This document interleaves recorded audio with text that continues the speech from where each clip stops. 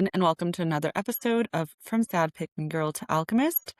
Today, I want to touch on toxic relationship patterns and why we stay in dynamics that we know are unhealthy for us. And I like to speak a lot about relationships because it's very relevant to my life right now, and I know that it'll resonate with the people who need to hear it most. And I set the intention that everything that I share reaches the souls that are struggling with things that I've struggled with and are feeling stuck and not knowing what's next. And so I have been sharing lots about how I was in a toxic dynamic. My most recent one was the more subtle one.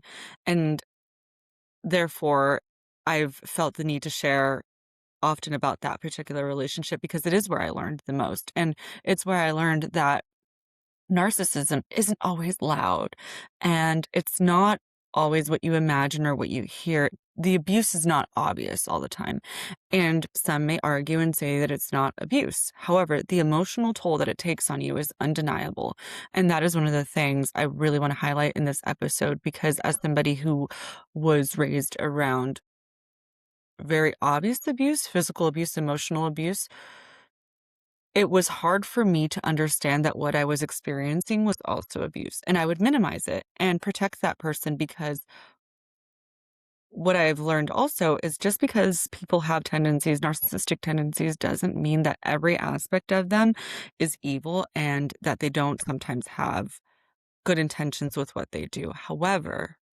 oftentimes their intentions behind the good acts that they do are more about self-image and image preservation than doing acts of kindness for the sake of being a good person and for really feeling that need to help others deep within their soul.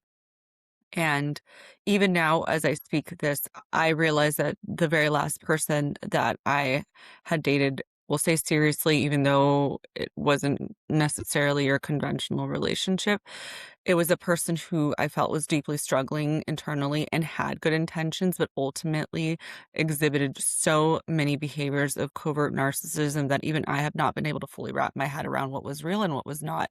And I may never, and I have to let that go. I have to stop ruminating because the longer I ruminate and give this person my energy, the more control they have over me. And I no longer want this person to have that control. And so in sharing some of the subtle ways that abuse can show up, I hope that I help awaken people to the fact that they are experiencing something that is real, that many of us have experienced, and it's difficult to walk away. And when you're in the thick of it, it's hard to explain. And you want to justify staying while also being embarrassed about it. And that was me. I so many times had tried to walk away from this particular dynamic, knowing that it was wrong, knowing that I was very embarrassed about how this person had treated me. And of course, I would go to the people who cared about me and I would express what had happened. And they had a certain image of him because of that. And they wanted to protect me. They loved me and they didn't want me to go back. But I continued to go back until it ended so badly that there was no option to go back. And I want to also say, if you are somebody who is in this relationship and you keep going back and you're keeping it a secret to protect this person, I understand it. I get it. I've done it many times. But I hope you know that that's your sign that that person is not for you. When all the people that you love are trying to protect you from that person and you know that they would be disappointed, it's not about them. You don't want to not tell them because you'll know they'll be disappointed in you. Sure, that's part of it. But also, deep down, these people that love you want what's best for you. And do you really think that if they thought that somebody who was hot and cold with you and abusive and emotionally manipulative was good for you, do you think that they wouldn't want you with that person? No. And I know that we stay and we think that maybe this person will prove them wrong and then we'll be able to change the narrative, but rarely does that happen. That person would have to have a level of self-awareness that they do not have. They do not have the same level of awareness that you have. They do not have the same empathy. They do not have the same emotional capacity. And that's where we have to realize that we are projecting those things that we have onto other people. And I did not realize this myself because I tend to have tendencies that some would say can be labeled as aggressive or abusive. And I am working on those because I don't want to be that reactive person. I don't want to be that confrontational person because I wanted to flip the script, having grown up with somebody submissive to abuse and letting herself be walked all over. I didn't want to be that person. And instead, I became the combative one. And when I saw the signs of abuse, rather than walk away, I tried to get that person to admit that they were doing it.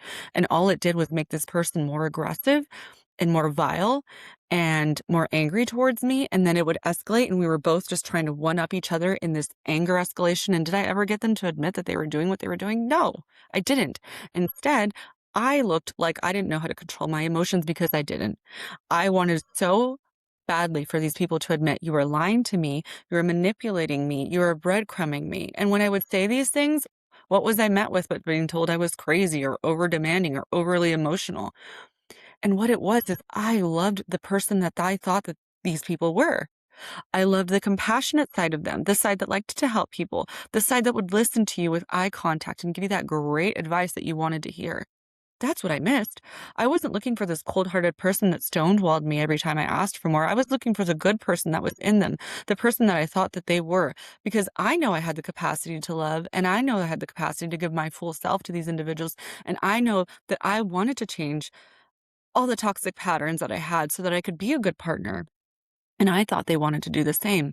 But no, they wanted to do exactly what they thought would keep me wrapped around their little finger so that I wouldn't go anywhere and that I would give them all my energy and not simply walk away to someone of my caliber. And when I say of my caliber, I mean somebody who is also empathetic, someone who's also kind, someone who has also made mistakes but understands that that's part of being a human and we learn from those and we vow to do better. But that wasn't these people. And I need to accept that because even now, when I do mourn the loss of them, I am not mourning the loss of who they really are. I am mourning who I thought they were. And if this resonates, I feel for you. I know what it's like to mourn somebody that didn't exist, somebody that you created in your head. And then you think, oh no, but I saw that. He had the capacity to be empathetic. I saw the good in him. I saw that. I know he was a fuckboy, but he showed me the soft emotional side and I know where it stems from. I know that it stems from his mother not giving him enough attention and putting too much emphasis on men. I know that it stems from feeling invisible in their home because there were so many siblings and they didn't get the attention and love that they wanted from their parents. Those were the things that I used in my head to justify why these men were treating me this way.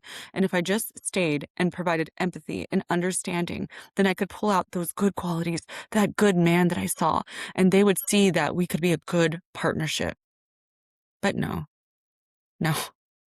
And when I speak from this perspective, of course, I'm speaking from a woman's perspective, but I know that men deal with it too. And I know that it's minimized. I know that men get told often, oh, you're being dramatic. Oh, you're being overly emotional. Oh, just man up. Man up.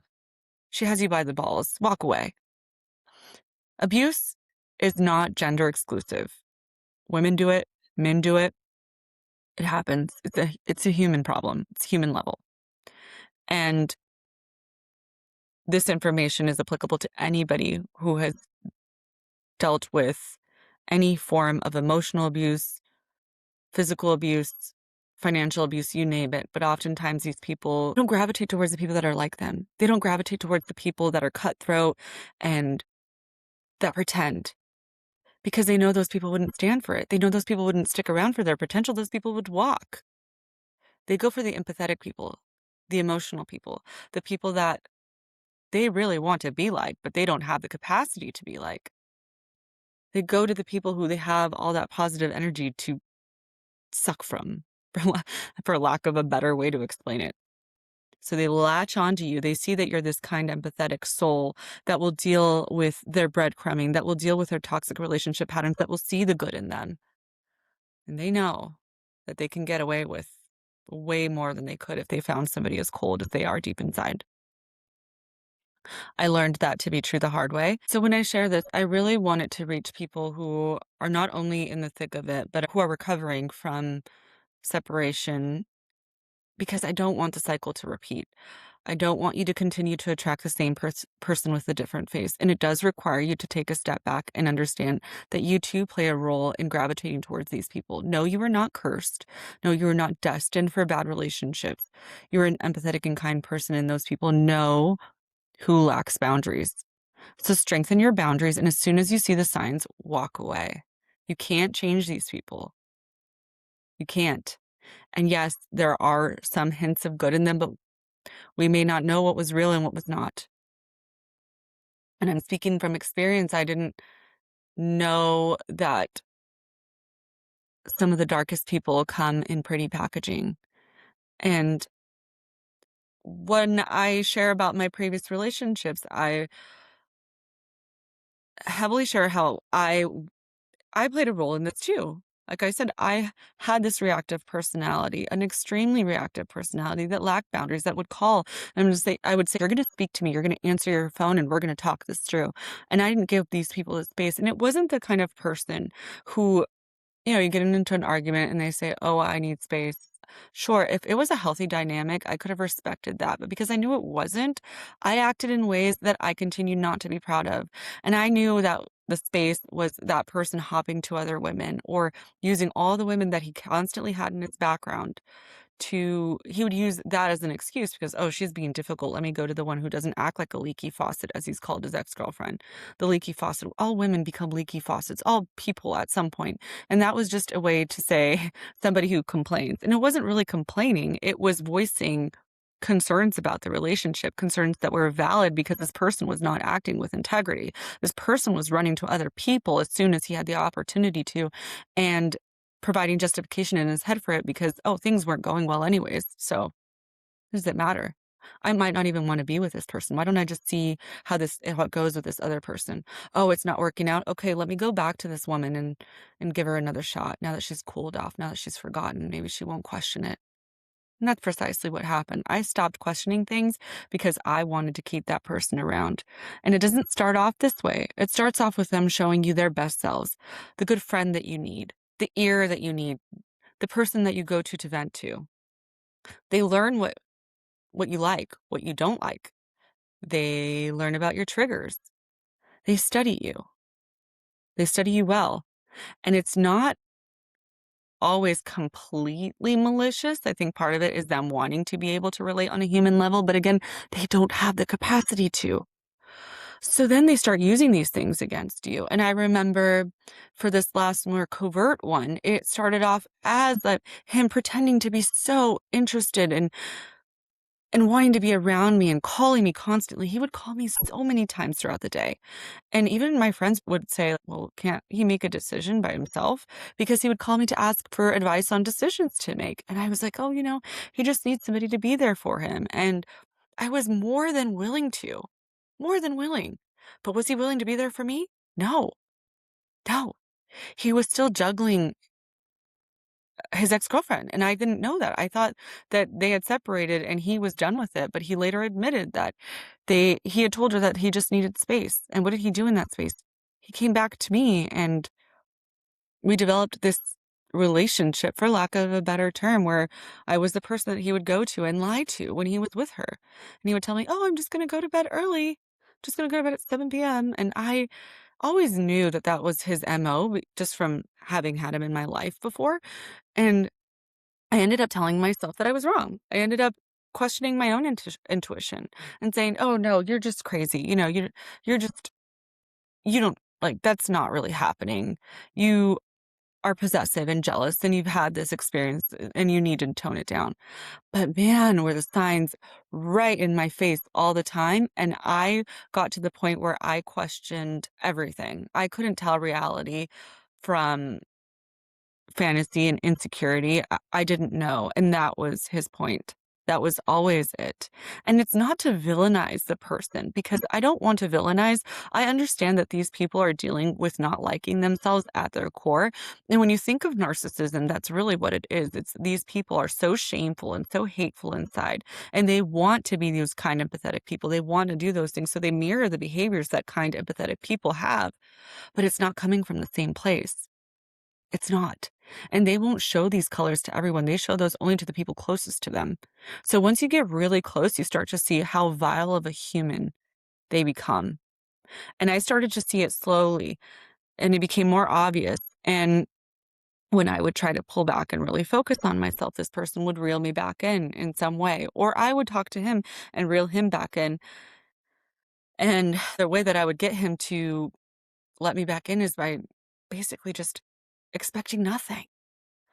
No title, minimal time, no planning, nothing, nothing.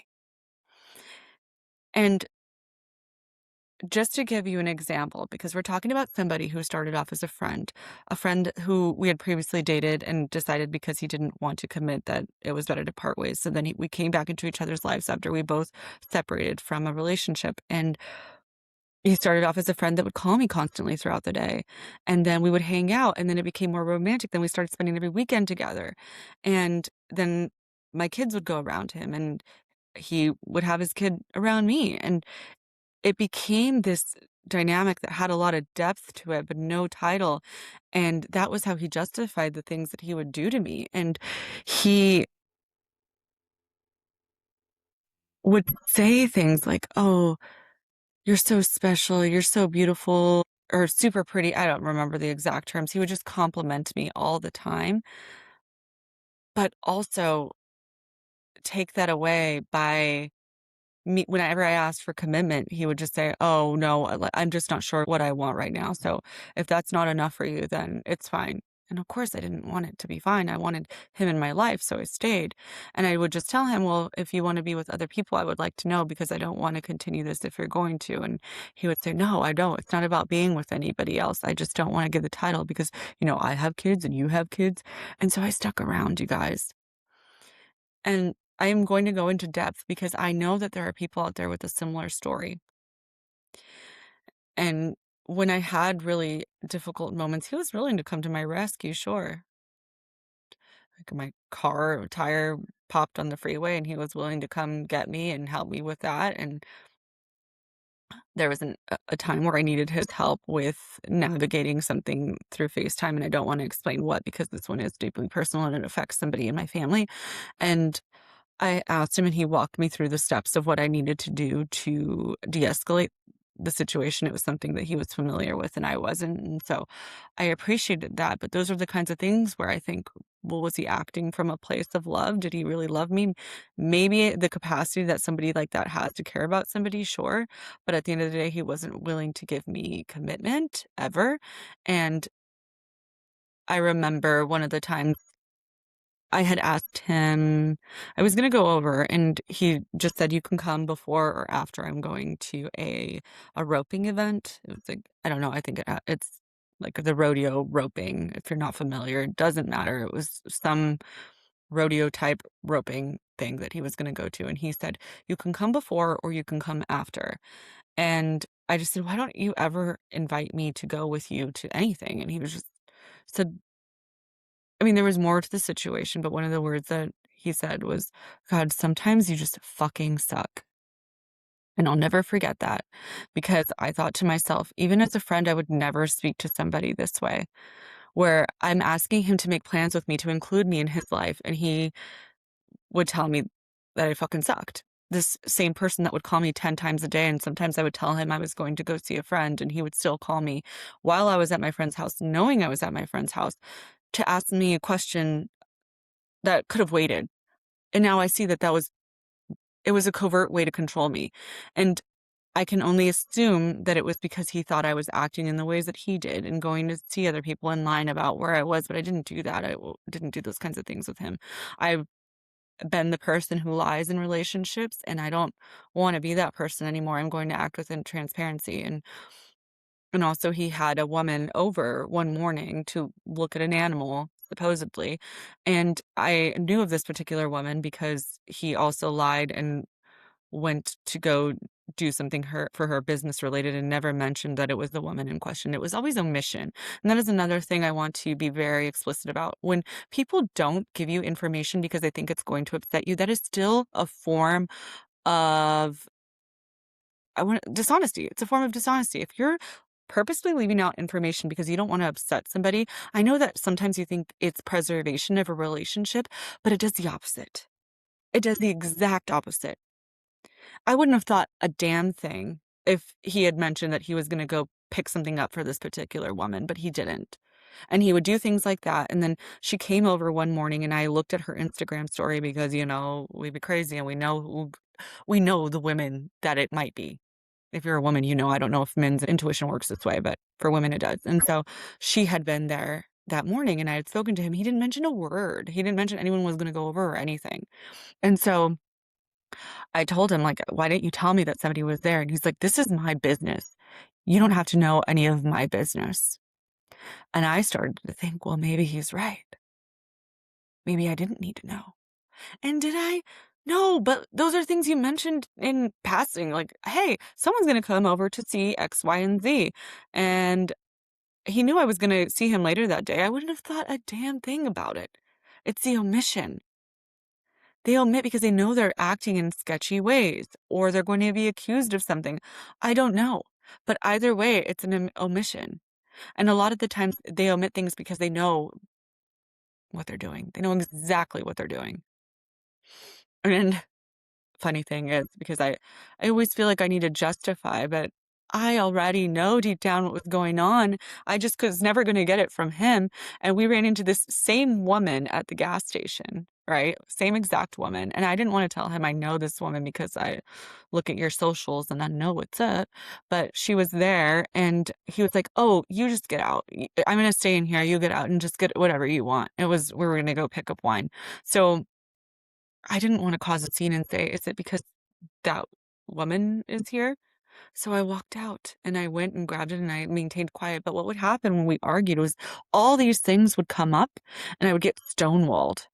And this was so cyclical, you guys. It happened over and over until it came to a really bad head. And I know he has documentation. He had videoed me so many times of me losing my shit and looking like an insane woman because I was becoming an insane woman. I really was. I felt like I was losing my mind. So if you were somebody who is constantly questioning your own intuition and you are being stonewalled when you ask for clarity and you feel like you're constantly on edge, but you also think that if you voice your opinion, this person will walk away. Let them walk away. This person is not operating at the capacity that you need them to. They're not going to give you what you want. And yes, I know you might think this person is my soulmate. We have this strong connection. They might be a karmic soulmate. Look up the definition of karmic soulmates. And those people are here to teach you a lesson. And I promise you, your greatest heartbreaks are going to be the catapult into a higher timeline. There's something that you need to learn. And if you learn it now, you will get into a timeline where you meet somebody that can meet you. But learn the lesson. And I always tell you guys, if you listen to my other episodes, I am not speaking from a place that's higher up because I have ruminated enough about this previous relationship so many times of what I could have done better because I know that I acted in ways that I am still ashamed of. I know that if he were to show people videos of me crying and expressing myself in unhealthy manners, like screaming and crying, and God knows what I was saying. Honestly, you black out from the insanity that happens, that I would be ashamed. But you know what? I'm not going to let that silence me because I want people that are undergoing that to know that they can walk away. Please walk away. If I would have listened to my friends as I was on the phone antagonizing this man, I would have, and I say antagonizing, what I really mean is I was like, you're going to answer me. You're going to give me answers. I'm going to force you into honesty. I'm going to force you into admitting. And again, all I did was look like I was aggressive and couldn't control my emotions because I've already struggled with those things. But when you're met with somebody who is mirroring these wounds to you, it just brings out the absolute worst and it highlights everything that you have not yet worked through. And I know now that I've learned these lessons and how I integrate them is going to be the next step, and that's to remain determined. It's not for me to know. But again, I just want to highlight that this is you and you feel like you're walking on eggshells and you feel like you're watering yourself down and you feel like you're never being met with honesty and it's nothing but half truths. I know it seems gut-wrenching, but that's what I'm here for, and that is why I'm developing a program to help people to understand that heartbreak is inevitable. But you can use it to catapult into a higher timeline. You can use it into really integrating the lessons that you need to learn to meet your person. And I shared something the other day on Instagram, and I want to also provide some clarity that I know for me, my soul lesson was to let go of toxic relationship patterns so I could meet my we'll call it soulmate. I think we have multiple soulmates, but to meet the soulmate that was healthy, I needed to undergo lots of toxic relationship patterns in order to be at that level. And people are saying that this is a fantasy. It's not a fantasy because I'm not saying that that's the case for everyone. Nobody has to be fully healed in order to meet somebody, and everyone's path looks different. So that's my path. I'm not saying that's everyone's path, and that does not mean you have to be a fully healed human because I myself am not a fully healed human. But I know that I've made the necessary steps now to enter into a partnership. And when I have that partnership, other wounds that I've not yet worked on are going to be mirrored to me. And that's the beauty of it. We're constantly evolving, we're constantly developing as humans, but I want somebody who is willing to grow alongside me and to understand that I am imperfect and I have emotions and I have past traumas that I will forever be trying to unlearn. But I'm committed to doing better for myself and for the right person, but especially for myself more than anything. Because I believe that a true partnership, a divine partnership, is two souls that come together that want to ascend and know that in union they can do that with much more, we'll say, power, because you lean on each other's strengths and you lean on each other's support. And let's get real, we want companionship. So it's all of that. And no, I don't think that our sole purpose to come to this earth is to meet a soul partner, but I think that that's the key behind them is that they're there so that they can help us elevate, so we can help each other elevate. That's the key. And I wasn't looking for that before. What I thought I wanted that, but I wasn't ready. What I was looking was to save people with wounds that were similar to my own that I hadn't even worked through. I thought I could love the good out of these people when I wasn't even loving the good out of myself. I was letting them drain me of every little bit of it that I had left. So don't let that be you. I am speaking to all my fellow empaths. I know that word gets thrown around a lot, but those people that really feel so deeply, you take on people's pain like it's your own, and you have to have boundaries. And it's not selfish. I struggle with because I had a narcissistic parent. I'm very cautious of the word narcissist, and I don't like it to be thrown around, but I'm also terrified of being one, and I sometimes overcompensate. So I need to find a nice little middle ground and understand that yes, sometimes I need to have boundaries and I need to be selfish and put myself first and foremost because that is the key to having energy to expend and to give to others. And I will say when you are your most authentic, powerful self, you naturally empower other people around you to do the same. So you helping yourself will help others.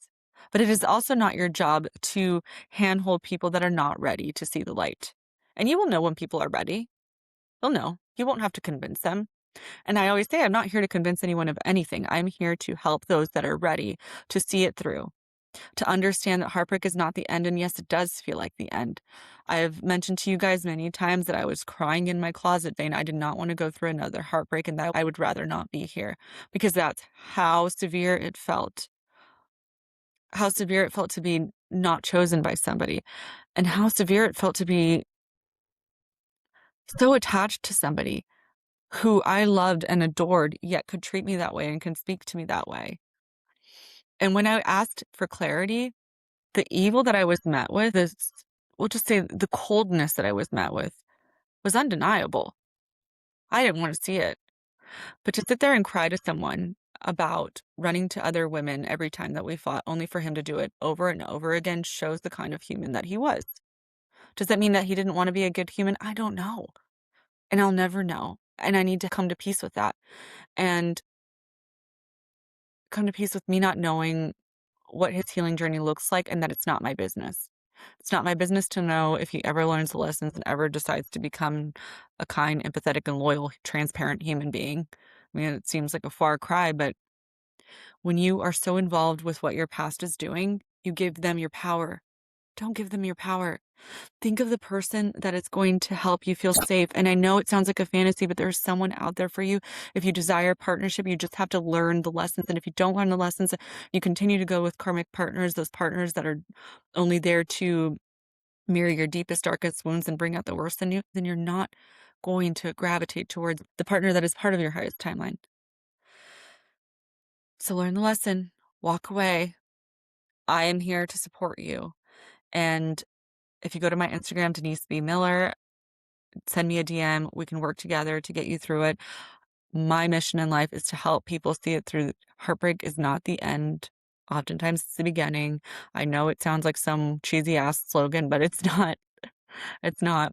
And it's taken me quite some time to get over these heartbreaks, but as I continue to share these things and express myself, I am healing in ways that I truly want for everyone who wants to do better and to quit the cycle of repeating these toxic patterns and to not fall into the mindset that everybody sucks. Because that's the default right now. Everyone's like, oh, well, that's just humanity and you live in the fantasy land. No, I don't live in fantasy land. I understand that there is a lot of ugly in the world, but as empathetic people, it is our job to set those boundaries so that we don't put up with the ugly. We help enlighten those who are ready to be enlightened, and we help shine brighter lights on those who are already shining. That came out a lot less smoothly than it came out in my head, but you get the picture. We do not let ourselves be dragged down by people who are in the dark. That's not our job here. So again, please reach out to me if you feel like you need support. That is what I'm here for. I want to help those who are struggling in the depths of be it a current toxic relationship pattern or ruminating over something that has already ended. You can use this to up level. You can use it to do better and you can use it to end the cycle so that you never experience a relationship where you are being walked all over and denying your intuition again. I just want to thank you all so much for being here on this journey with me. And if this resonated, I encourage you to share with a friend or anyone else who may need to hear it. And with that, I will see you guys next week.